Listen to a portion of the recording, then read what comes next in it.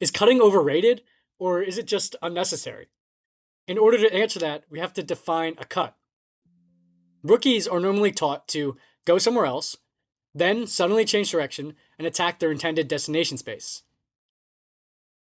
The first reason I think cutting is overrated is because that very common definition sucks, isn't realistic, and misleads new players. In the last video, we worked out a much more accurate definition.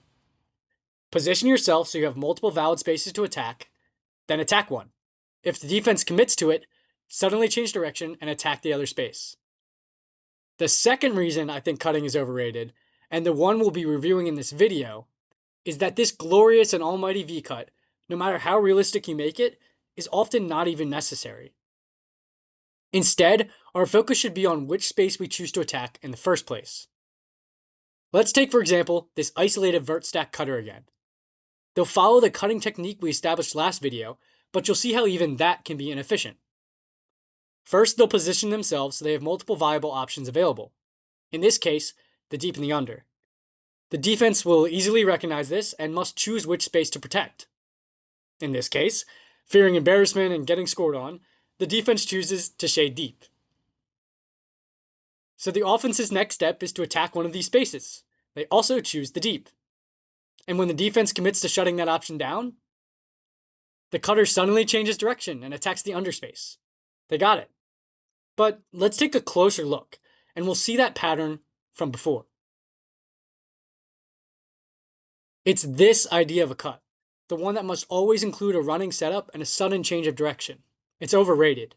If you maintain good positioning and spacing throughout a point, you shouldn't need to employ it nearly as much as most do. Let's flash back to just before the cut when it's time to decide which space to attack. What's the alternative to that classic cut?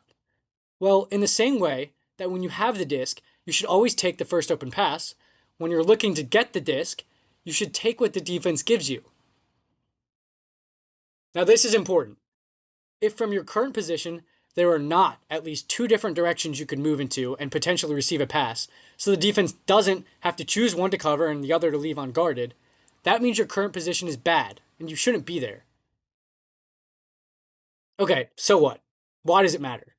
Well, if you're already in a good enough position that the defense is forced to guard one space or the other, executing a setup cut, even if it works, just pointlessly delays the next successful pass, and thus hinders the overall goal of keeping the defense on their heels. So what will this look like for you on the field? First, position yourself so you can attack multiple spaces. When the time is right, get open in the simplest, quickest, and most direct way possible. No cutting necessarily necessary. Let's look at one final example with this principle in action. This highlighted player realizes that they have only one really viable space to attack, and so they adjust the position to have multiple options available. The defense decides to guard the open side, making the move towards the center of the field the simplest, quickest, and most direct way to get the disc.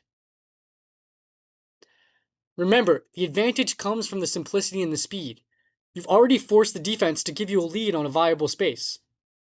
Reap the reward of your work and attack it.